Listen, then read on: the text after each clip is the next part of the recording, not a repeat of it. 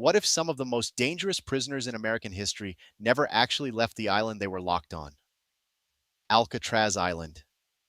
Alcatraz, known as the Rock, a place designed to be escape-proof, isolated by freezing waters and brutal currents. From 1934 to 1963, it held some of the most notorious criminals alive: Al Capone, George Machine Gun Kelly, and men considered too violent, too unpredictable for any other prison.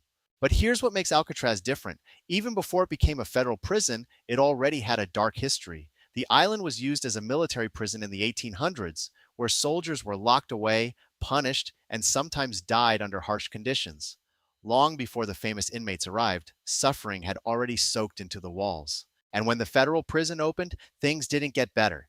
Prisoners described Alcatraz as psychologically crushing: total isolation, silence, cold, the sound of water constantly echoing through the cells.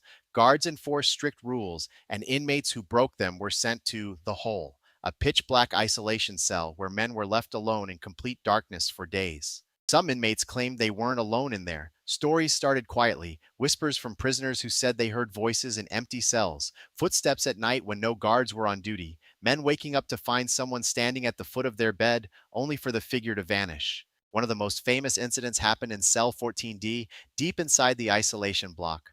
A prisoner reportedly screamed all night, begging to be let out, claiming something with glowing eyes was inside the cell with him. Guards ignored him, assuming it was fear or manipulation. By morning, he was dead. Officially, it was ruled a suicide, but guards later admitted something didn't make sense. There were marks on his body that didn't match self-inflicted wounds, and during morning count, they briefly counted one extra inmate standing in the line before it disappeared. Even the guards weren't immune. Some refused to walk certain corridors alone. Others reported hearing metal doors slam when all cells were locked. One guard claimed he heard banjo music coming from an empty shower room. Strange, considering Al Capone was known to play banjo there while serving his sentence. Years later, visitors would report the same thing. And that's where it gets harder to dismiss. After Alcatraz closed in 1963, it became a tourist site. Thousands of people walk through it every year, and many of them leave with the same stories: cold spots that hit instantly, areas where audio equipment malfunctions, voices captured on recordings where no one was speaking. Visitors standing in certain cells report sudden anxiety, like they're not supposed to be there. Others say they feel watched the entire time, especially in the isolation block. Paranormal investigators have picked up unexplained sounds: whispers, coughing, even what sounds like distant conversations. Some recordings include voices saying things like "get out" or calling out names. Skeptics say it's the power of suggestion, that when you know a place is dark, your mind fills in the blanks. But here's the thing: the reports are consistent: different people, different years, same experiences. So you have to ask yourself, is Alcatraz haunted by the men who were broken inside it? Or is it something else? Something tied to the isolation, the suffering, the fear that never really left?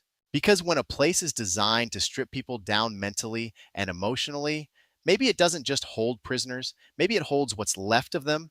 And if that's true, then maybe the reason some ghosts refuse to leave the rock is because they were never allowed to leave in the first place. So, what do you think? Are the stories coming out of Alcatraz just imagination, or is there something still locked inside those cells? Comment what you believe and follow for more real places where history didn't stay in the past.